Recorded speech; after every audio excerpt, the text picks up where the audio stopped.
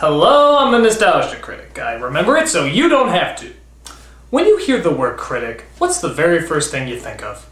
I know, but aside from me, what's the first thing you think of when you hear the word critic? No! Get him off screen! Alright, aside from me and the nerd, what's the first thing you think of when you hear the word critic? Why would you? Alright, aside from me, the nerd, and half-naked violinist running down the street, screw it, it's Siskel and Ebert! And to be honest, how couldn't you? They're probably the best-known movie critics in all of media. Their trustworthy tagline, thumbs up and thumbs down, is still being used even today. But what is it about them that's so damn memorable? It's ironic that the lasting impressions movies leave on them creates a lasting impression that these two leave on us. Don't try to understand that sentence, your brain will explode. So what is it about them that worked, that always kept us watching? Well, let's take a look and find out. This is my official tribute to my favorite critics of all time, Gene Siskel and Roger Ebert.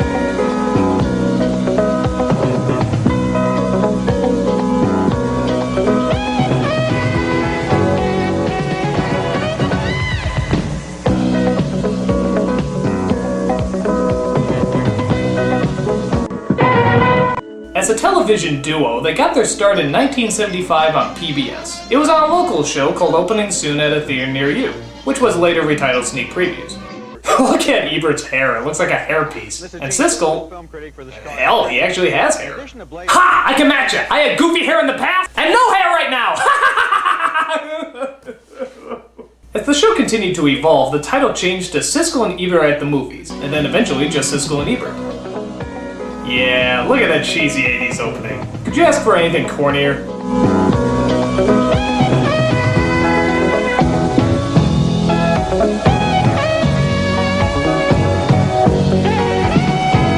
Actually, at the end here, when they start to argue, I would always joke about what I thought they were saying. Did you kill the hooker? No, I thought you killed her. I didn't kill her, I thought you killed her. It was your job to kill her, remember? We better change our identities. Now, the idea of putting movie critics on TV was nothing new. In fact, a lot of critics had done it before. But this was one of the few times where the formula was putting two critics together so they can compare and analyze their opinions. You didn't like this movie? No, you didn't like Little Norman? No. Most critics would just go on by themselves, delivering their review much like how they would write it for an article. This movie is filled with wonders for every family. For kiddies, and for daddies, and of course, for mummies. But that's where Siskel and Ebert differed. They didn't just speak their written review or spew out one-liners. They talked about it, like how most people do. What do I know about Nintendo? Very little. But I know this. I once got to the second level of Teenage Mutant Ninja Turtles. And so in this movie, when they talk about, hey, I got to the third level, and they show the screen, even dummy like me, I know enough that they only got to the first level. But not only did they talk about it, they talked about it in an intelligent way. These were two bright guys who adored movies and adored analyzing what's good about them and bad about them. He has a whole speech about McDonald's stores in Amsterdam that is fun to listen to. The things they talk about are so quirky. I think that this guy is writing some of the most original dialogue since David Mamet. But as you'd imagine, they didn't always agree. And this is where the show really shined. The arguments. People love to see these two go at it. He reminded me of Clark Gable in the way that he handled this role. This is going to astound you, but I'm giving the movie thumbs up. It does astound me. Are you okay? I think if people go with the right state of mind, they're going to have a terrific have time. a couple of martinis. But their bickering was only fueled by their opposite personalities. Gene Siskel seemed much more stuck-up and snooty than Ebert, which usually meant he would nitpick a movie and measure its pros and cons. I don't like this Joker's voice, but it's the drawing style that really distinguishes Batman Mask of the Phantasm. Roger Ebert, on the other hand, seemed much more emotional and personal, which means he would analyze the movie as a whole, more like an experience. It's amusing, it moves, and somewhat to my surprise, I liked it. Because of this, they offset each other perfectly. Their arguments would get so heated that people actually wondered if they really hated each other. Even on other shows, they would always go for the low blow. Valentine's Day, I'm trying to decide whether to get Roger the 30-pound box of chocolates or the 60-pound box. You know those ankle rings you can hang upside down and it's supposed to, bring a lot of blood to the scalp? It might help, I don't know. Oh. So you guys are getting along pretty well then, is there? It's true their relationship was very hard to figure out. They claim they never hung out outside of work, but the way they acted sometimes, you swear they were brothers fighting over a toy truck. It's Thriller Week on Siskel and Ebert at the movies, and we've got three new ones. And the movies, not at the movies. That's this week on Siskel and Ebert and the movies. And the asshole. And that's Roger. In fact, this video of them shooting a promo has gotten a ton of hits on YouTube, just for that very reason. Roger is the only guy in the history to ever answer yes to every question he's asked at McDonald's. But for as many insults each of them could take, they always dish back double the amount. When they saw Gene walking in with a little kid behind the counter called for the manager and said, "Mr. Jones, can you come out here? You can understand Mr. Siskel, can't you?" But at least they could agree on one thing. They both fucking hate Protestants. Goddamn Protestants. Biggest thing that happens for them on Sunday is a bake sale. No, they got to decide what color yellow tie to fucking buy. That's right. The only fucking religion that has the Reader's Digest is a prayer book. I would just like to point out that not all critics are prejudiced against certain religions. I, for example, am only prejudiced against these. Especially the middle one. Their personalities were so likable that they've been satirized time and time again. My personal favorites are the Animaniacs episode. If you want to go on national TV and shred someone's career to pieces, you have the right. But when you do that, remember, don't go listing your home address in a phone book. The home of Siskel and Ebert unexpectedly exploded today. And this episode of The Critic, where Siskel and Ebert actually supplied their own voices. Hasta la vista, porky. Cue ball in a side pocket. The cool thing about them is that even if you don't agree with their review, they're still incredibly fun to listen to. Like, I love how Ebert actually thought Congo was supposed to be bad. And it's supposed to be funny. This movie was written by John Patrick Shanley. It's in the same mood as his movie Joe versus the Volcano. It was hilarious. Yes, and Dominic from Video Game Confessions does a good British accent. Oi! Faker. Some of their arguments didn't even make sense. Like, one of my favorite scenes that sadly you can't see all of is when they're reviewing The Lost World. Now, why couldn't that little creature have been more friendly? These are wild beasts. I know. They exist from a time long, millions of years before man. They're not friendly. But no, I have 3 children, Roger, and I've decided I will not buy them a dinosaur as a pet. Ebert holds this expression for 8 seconds. 8 seconds! I counted. They just look at each other in silence until Ebert finally moves on to the next movie. How do you respond to that? Say, I never got a chipmunk to drive my car? Never hired an orangutan to cook my food? Christ! I was frozen today! There you go, I knew that'd come in handy. In 1998, things started to take a turn for the worst. Siskel was checked into the hospital for treatment of a brain tumor. But did that stop the guy from reviewing films? Fuck no. He actually did the reviews from his hospital bed with a picture posted like he was right there. Roger, I think that which was a little creepy, but it still showed he had balls. But hell, if there's a way to get something done, you just take that way to get it done. Isn't that right, Mati? Oh yes, critic. Just do your best and you will succeed. Yeah, that guy has balls, doesn't he? Yes, critic. He certainly has strong, plentiful balls. Oh, by the way, what the hell are you doing in the hospital? I'm having my balls removed. Oh. I am officially a pussy. Well, I don't know if that officially makes you pussy! Siskel eventually returned back to work, but you could already see his health starting to deteriorate. Armageddon is appropriately named because while you're seeing it, you will feel as though you've been in combat. He seemed slower and more tired. He barely even argued with Ebert as much as just smiled at him. Cut so quickly that there's no a stretch of action. I gave The Rock thumbs up, okay. But this film, and when it stops for drama, like when they're all saying goodbye to each other. But as always, he kept to it, like the true professional that he was.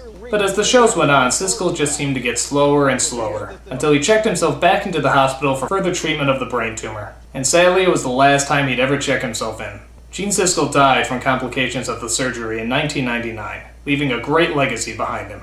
Ebert did an entire show dedicated to his friend and associate, and even to this day, it's still pretty hard not to get teary-eyed while watching it.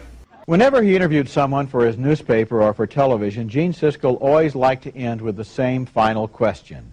What do you know for sure?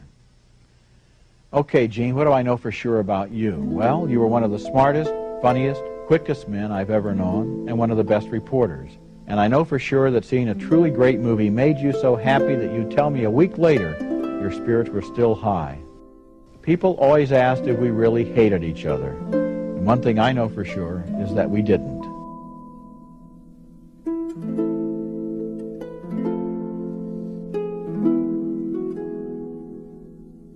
But as Ebert showed us, the show must go on, so the continuation began. A replacement was needed to fill the seat, and several guest critics were tried out. Some of them were good, some of them were bad. They even got Harry Knowles in there somehow. How the fuck did that happen? Shouldn't he be helping He-Man and Masters of the Universe? But I digress. They finally found a replacement. Richard Roper, a much younger and more energetic critic compared to Roger Ebert, but sadly not quite as up to par with Gene Siskel. Roper simply seemed too young to be talking on the same level as Ebert about a lot of these films.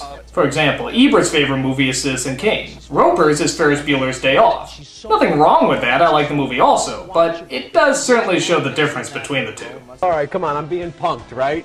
Now let's do your real review. Even though it's obvious Roper really enjoys and admires movies, Siskel and Ebert practically breathed movies. From what they wrote to what they talked about, everything was movies. Roper was a columnist before he became a critic, and because of this, he sort of fell into the same traps that most critics on TV do, trying to slip in the one-liners. That's like saying the napkin's good in a bad restaurant. I'm a hipster who knows what's right for the kids. I swear it seems like English is a second language for her. The obvious joke is Half Past Dead would be a documentary about Steven Seagal's career. But now, to his credit, he seems like a nice enough guy. His columns are funny, he has great respect for Ebert, and I really liked how he always promoted lesser-known actors from the films he reviewed. But sadly, disaster struck again. Ebert was diagnosed with thyroid cancer and underwent radiation treatments on his salivary glands. An emergency operation resulted in him losing his voice. Because of this, Ebert had to leave the show to Roper, and sadly, would never return. The show now starred Roper and a series of guest critics, but after not being able to agree with the new direction the producers wanted to take it, Roper left as well. 8 years ago, Disney and America's most beloved and respected film critic Roger Ebert gave me the opportunity to take the seat in the balcony once occupied by the great Gene Siskel. My gratitude will never cease. I want to thank everyone who tuned in and shared their passion for movies. It's been my privilege. It now appeared that the television legacy of Siskel, Ebert, and Roper was officially gone. And it was instead replaced by these two douchebags. Ben Lyons and Ben I hate them already. The show tried to incorporate a lot more interviews, opening nights, and a bunch of other gimmicks that just didn't seem like the original show. Because of this, the show did poorly, and has since then been replaced again by two more critics, Michael Phillips and A.O. Scott. They're a little better, but it's still not the same. That wonderful chemistry and creative energy that only Siskel and Ebert had would never be recaptured. But then again, maybe it shouldn't be. That's probably what made them so great to begin with. They both shared an understanding and companionship that no other person could duplicate. And I think that's what makes it all the more special and all the more lasting. Plus, both Richard Roper and Roger Ebert are still writing. And despite his operation, Ebert says he feels fine. Actually, I think he looks kind of cool. I mean, he has a permanent smile on his face. That's actually kind of awesome. In fact, I tried having a permanent smile once, but it only lasted 2 days. In fact, every time I smile now, it hurts like a bastard. Jesus, whore! In fact, I actually got to meet Roger Ebert at a book signing near Chicago. He autographed one of my favorite books of his, Your Movie Sucks. In fact, I have the book right here. Look at that pissed off face. I can only hope to see so many bad movies I get that pissed off. So, let's see exactly what he wrote. Your movie sucks, but you don't. Roger Ebert. Ha! You hear that? Anyone who doesn't like me out there, Roger Ebert, one of the greatest critics of all time, says I don't suck. Only my movies suck! My movies suck! Ha! Wait. So if you haven't watched your share of Siskel and Ebert's wonderful reviews, you can check them out at siskelandebert.com, where they literally have every episode they've done all the way from 1986. That's unbelievable. Give a watch and see why these two are considered the greatest movie critics of all time. I'm a nostalgia critic. I remember it so you don't have to.